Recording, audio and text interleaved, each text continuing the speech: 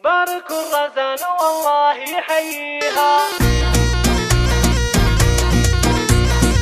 بارك الرزان والله يحييها،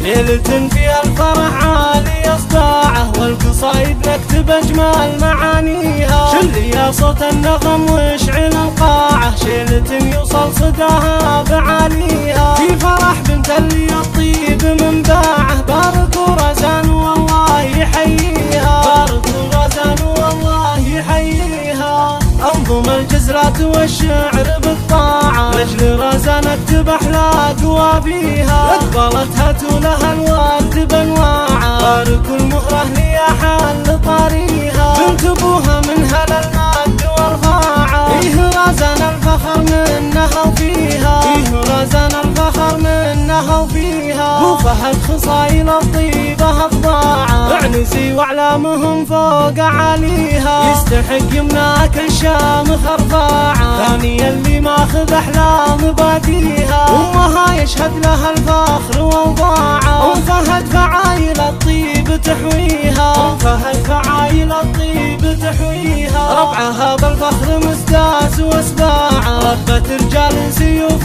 برهاويها، تفتخر رزان باليوم والساعه، النشام اخوانها وكل غاليها، راعي النخوه فهد عالي اشعاعه، مشعل الجزرات والبيض واليها، مشعل الجزرات والبيض واليها، ناصر تميز بطيبه عن اتباعه، والغلاره كان اغلى غواليها، واختها من شافها تشرح اوضاعه، فيه شيهانه عسى الله يحميها، واختها من شافها تشرح اوضاعه، فيه شيهانه عسى الله يحميها، فيه شيهانه عسى الله يحميها،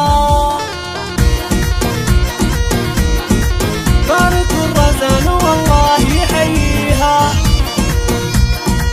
ليلة فيها الفرح عالي اصداعه، والقصايد نكتب اجمل معانيها، شل يا صوت النغم واشعل القاعه، شيلة يوصل صداها بعاليها، في فرح بنت اللي الطيب من باعه، بارك رزان والله يحييها، بارك رزان والله يحييها، انظم الجزرات والشعر بالطاعه، لاجل رزان اكتب احلى قوافيها، اقبلتها لها الورد بانواعه، بارك المهره لي حل طريها، بنت ابوها من هلا المجد والرفاعه، فيه رزان الفخر منها وفيها، فيه رزان الفخر منها وفيها، بو فهد خصايل الطيبه افضاعه، اعنسي واعلامهم فوق عليها، يستحق يمناك الشامخ ارفاعه، ثانيا اللي ماخذ احلام باديها، امها يشهد لها الفخر واوضاعه، فهد فعايل الطيب تحويها، فهد فعايل الطيب تحويها، ربعها بالفخر مستاس واسباعه، ربة رجال سيوف